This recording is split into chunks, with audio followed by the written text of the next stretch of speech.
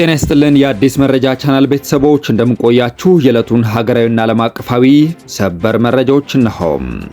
የዩኒቨርሲቲ ፕሬዝዳንቶች ከዚህ በኋላ የሚመረጡት በብሔር ሳይሆን በብቃታቸውና በውድድር ነው መባሉ ተሰምቷል። ይህንን ጉዳይም በዝርዝር የማስደምጣችሁ ይሆናል። ኢራን አሜሪካ የማትያዝ የማትጨበጥ ሀገር ስለሆነች እምነት የለኝም፣ አላምናትም፣ ድርድሩን መቀጠሉ አጠራጣሪ ነው ብላለች። በትንታኔ ተሰሙታላችሁ። የአዲስ አበባ ዓመታዊ በጀት 350 ቢሊዮን ብር ቢሆንም ለወንዝ ዳር ፕሮጀክት ብቻ 1.3 ትሪሊዮን ብር ወጪ ተደርጓል መባሉ ተቃውሞ ቀስቅሷል። በዝርዝር ተሰሙታላችሁ።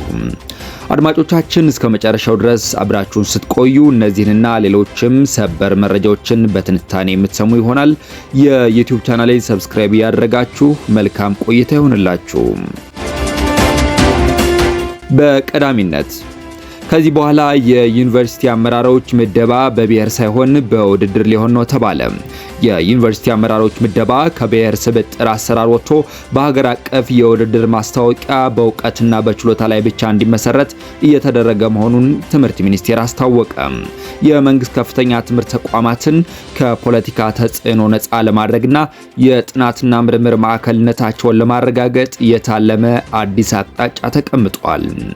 የትምህርት ሚኒስትሩ ፕሮፌሰር ብርሃኑ ነጋ ከአሶሳ ዩኒቨርሲቲ ማህበረሰብ ጋር ባደረጉት ውይይት እንደገለጹት ዩኒቨርሲቲዎች በዘር የሚሰባሰቡባቸው ሳይሆኑ በነጻነት የሚያስቡና በብቃት የሚመሩ ተቋማት እንዲሆኑ በትኩረት እየተሰራ ነው ብለዋል። ይኸውም በቀጣይ የዩኒቨርሲቲ አመራሮች ሹመት በግልጽ የውድድር ማስታወቂያ በእውቀትና በችሎታ ብቻ ይሆናል ብለዋል። ተቋማቱ ከማንኛውም የፖለቲካ ተጽዕኖ ነፃ ሆነው የጥናትና ምርምር ማዕከል እንዲሆኑ ይደረጋል ሲሉ መናገራቸውን ትርታ ኤፍኤም ከትምህርት ሚኒስቴር ሰምቷል። ኢራን የኒውክሌር ፕሮግራሟን ለ20 ዓመታት የምታቆም ከሆነ እስማማለሁ ሲሉ ዶናልድ ትራምፕ ተናገሩ። የአሜሪካው ፕሬዚደንት ዶናልድ ትራምፕ ኢራን የኒውክሌር ፕሮግራሟን ለ20 ዓመታት ያህል የምታቆም ከሆነ ምንም ችግር እንደሌለባቸውና በጉዳዩ ላይ እንደሚስማሙ አስታውቀዋል። ይሁን እንጂ የስምምነት ተግባራዊ ሊሆን የሚችለው የኢራን ቁርጠኝነት እውነተኛና በተግባር የሚታይ ሲሆን ብቻ እንደሆነ በጽኑ ማስጠንቀቃቸውን የዜና ምንጮች ዘግበዋል።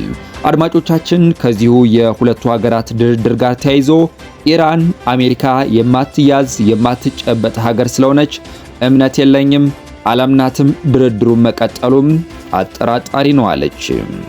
የኢራን የውጭ ጉዳይ ሚኒስትር አባስ አራግቺ በአሜሪካና በኢራን መካከል የሚካሄደው ድርድር በእንጥልጥል ላይ ባለበት በአሁኑ ጊዜ ኢራን በአሜሪካ ላይ እምነት እንደሌላትና ዋሽንግተን ድርድሩን በሙሉ ልብ የማትይዘው እስከሆነ ድረስ የማትሳተፍ ፍላጎት የሌላት ሀገር እንደሆነች የውጭ ጉዳይ ሚኒስትሯ ተናግረዋል።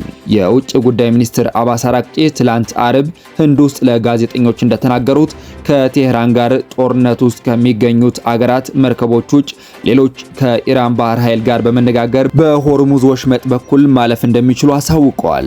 የብሪክስ አባል ሀገራት የውጭ ጉዳይ ሚኒስትሮች ስብሰባ ላይ የተገኙት የውጭ ጉዳይ ሚኒስትሩ ጨምረውም ኢራን ለዲፕሎማሲያዊ ጥረት እድል ለመስጠት በአሁኑ ወቅት ያለው የተኩስ አቁም ባለበት እንዲቀጥል እየጣረች ነው ብለዋል። በሆርሙዝ ጉዳይ ያለው ሁኔታ ውስብስብ መሆኑን የጠቀሱት ባለስልጣኑ በኤክስ ገጻቸው ላይ እንዳሰፈሩት ኢራን የሆርሙዝ ወሽመጥን በመጠበቅ በኩል ዘወትር ታሪካዊ ግዴቷን ትወጣለች ብለዋል። አሜሪካና እስራኤል በኢራን ላይ የከፈቱትን ጦርነት ተከትሎ የዓለም ከፍተኛ ነዳጅ ፍጆታ የሚተላለፍበት የሆርሙዝ ወሽመጥ በኢራን እርምጃ ምክንያት ከየካቲት ወር አንስቶ ተዘግቶ ይገኛል። ጦርነቱን ለማቆምና የባህር ኃይል መተላለፊያው እንዲከፈት ለማድረግ በአሜሪካና በኢራን መካከል ድርድር እየተደረገ ቢቆይም እስካሁን ግን መቋጫ ላይ አልደረሰም።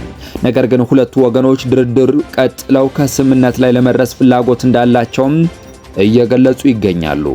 የአዲስ አበባ ዓመታዊ በጀት 350 ቢሊዮን ብር ቢሆንም ለወንዝ ዳር ፕሮጀክት ብቻ 1.3 ትሪሊዮን ብር ወጪ ተደርጓል መባሉ ተቃውሞ ቀስቅሷል። ከሰሞኑ በተዘጋጀ አንድ የውይይት መድረክ ላይ የአዲስ አበባን የኮሪደርና የወንዝ ዳር ፕሮጀክቶችን በተመለከተ አነጋጋሪ ጉዳይ ተሰምቷል። ናሽናል ሚዲያ አክሲዮን ማህበር አዲሲቷ አዲስ በሚል መሪ ቃል የአዲስ አበባ ከተማን የማደስና የልማት ስራዎች ላይ ያተኮረ የውይይት መድረክ ትላንት በአድዋ መታሰቢያ ሙዚየም አካሂዶ ነበር። በዚህ መድረክ ላይ የተሳተፉ አካላት በልማቱ ሂደት ዙሪያ የተለያዩ ጥያቄዎችን ሰንዝረዋል። አንድ ተሳታፊ ከተማዋን ለማደስ የተሰራው የፋይናንስ ሞዴልና ምንጩ ምን እንደሆነ ጥያቄ አቅርበዋል። ለዚህ ጥያቄ የኢዜማ ፓርቲ አመራርና የአዲስ አበባ ከተማ ውበትና አረንጓዴ ልማት ቢሮ ኃላፊ አቶ ግርማ ሰይፉ አነጋጋሪ ምላሽን ሰጥተዋል።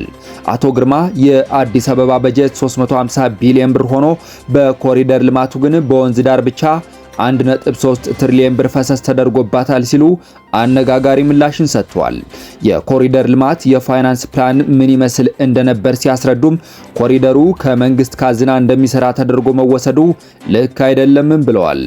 የፋይናንስ ፕላን የወጣው በአብዛኛው በግሉ ሴክተር እንዲሰራ ተደርጎ ነው።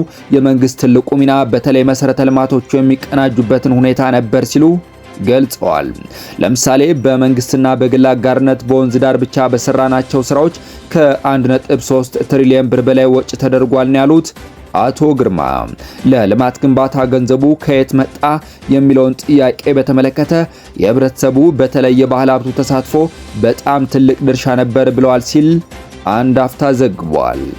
የፌዴራል ምርመራ ቢሮ ወይም ኤፍቢአይ ለኢራን በመሰለል የምትከሰሰውን የቀድሞ የአሜሪካ አየር ኃይል የጸረ መረጃ ወይም ካውንተር ኢንተለጀንስ ባለሙያ ሞኒተር ዊትን በቁጥጥር ስር ለማዋልና ለፍርድ ለማቅረብ ይቻል ዘንድ መረጃ ለሚሰጡ $200,000 ሽልማት አቀረበ። የአሜሪካ ባለስልጣናት እንደገለጹት ከሆነ ዊት ወደ ኢራን በመኮብለል በውጭ ሀገር የሚገኙ የአሜሪካ ሰራተኞችንና ቤተሰቦቻቸውን አደጋ ላይ የጣለ ከፍተኛ ሚስጥራዊ መረጃ አሳልፋ ሰጥታለች። ሞሳድ እንዳለው የኤፍቢአይ እንደ አውሮፓውያን አቆጣጠር በ2019 በስለላ ወንጀል የተከሰሰችውንና በ2013 ወደ ኢራን የኮበለለችውን ሞኒካ ዊትን ለመያዝ ነው ሽልማቱን ይፋ ያደረገው ብሏል። ሞኒካ ዊት ወደ ኢራን የኮበለለችው እንደ አውሮፓውያን አቆጣጠር በኦገስት 2013 ነበር። ከዚያ በፊት ግን እስከ 2008 በአሜሪካ አየር ኃይል ውስጥ በከፍተኛ የደህንነትና የጸረ መረጃ ወይም ካውንተር ኢንተለጀንስ በባለሙያነት ሰርታለች። በ2012 ኢራን ውስጥ በተዘጋጀ ሆሊዊድስን በተባለ ኮንፈረንስ ላይ ለመሳተፍ ወደ ቴሄራንም ተጉዛ ነበር። በወቅቱ የኢራን ባለስልጣናት እንደመለመሏትም ይታመናል። በ2013 ወደ ኢራን ሙሉ በሙሉ ከመኮብለሏ በፊት የአሜሪካ የደህንነት አካላት ማስጠንቀቂያ ሰጥቷትም ነበረ። እሷ ግን ማስጠንቀቂያዋን ችላ በማለት ወደ ኢራን በመሄድ ከሀገሪቱ መንግስት ጋር መተባበር ጀምራለች። ይህንን ተከትሎ የአሜሪካ ፍርድ ቤት እንደ አውሮፓውያን አቆጣጠር በ2019 ነበር በይፋ በስለላ ወንጀል ክስ የመሰረቱባት። በመጨረሻም ቻይና ከአሜሪካ ነዳጅ ለመግዛትና የንግድ አጋር ለመሆን መስማማቷ ተገለጸ። የአሜሪካው ፕሬዚደንት ዶናልድ ትራምፕ በቤጂንግ ካደረጉት ታሪካዊ ጉብኝትና ከቻይናው አቻቸው ሺ ጂንፒንግ ጋር ባካሄዱት ውይይት በኋላ ቻይና ከአሜሪካ ነዳጅ ለመግዛት መስማማቷን አስታውቋል። ፕሬዚደንቱ ከሺ ጂንፒንግ ጋር ያደረጉትን ይህንን ስብሰባ ስኬታማ፣ ታሪካዊና በዓለም አቀፍ ደረጃ ከፍተኛ እውቅናን ያገኘ ሲሉ የገለጹት ሲሆን ሁለቱ ሀገራት ጠንካራ የንግድ አጋር ለመሆን መስማማታቸውንም ተናግረዋል። ለሁለት ቀናት በዘለቀው በዚህ ከፍተኛ ውይይት ላይ በሁለቱ ሀገራት መካከል ያለው የንግድ ግንኙነት፣ የነዳጅ ሽያጭ እንዲሁም የሆርሙዝ ሰርጥ መከፈት፣ የታይዋንና የኢራን ጉዳዮች ዋነኛ አጀንዳዎች ሆነው መነሳታቸውን ትራምፕ ጠቅሰዋል። ቻይና ከአሜሪካ ጋር ያላትን የንግድ ትስስር ለማጠናከር ብትስማማም በምላሹ ለአሜሪካ ያቀረበቻቸው ፍላጎቶች ምን እንደሆኑ ግን ፕሬዚደንት ትራምፕ ከመናገር መቆጠባቸውን የቢቢሲ ዘገባ ያመለክታል። የተወደዳችሁ አድማጮች ለዕለቱ ያስኳቸው ሀገራዊና ዓለም አቀፋዊ ሰበር መረጃዎችን በዚሁ አጠናቀቅኩ። የዩቲዩብ ቻናሌን ሰብስክራይብ በማድረግ ቤተሰብ ይሁኑ እያልኩ ሰላም እንድትቆዩ ተመኘው።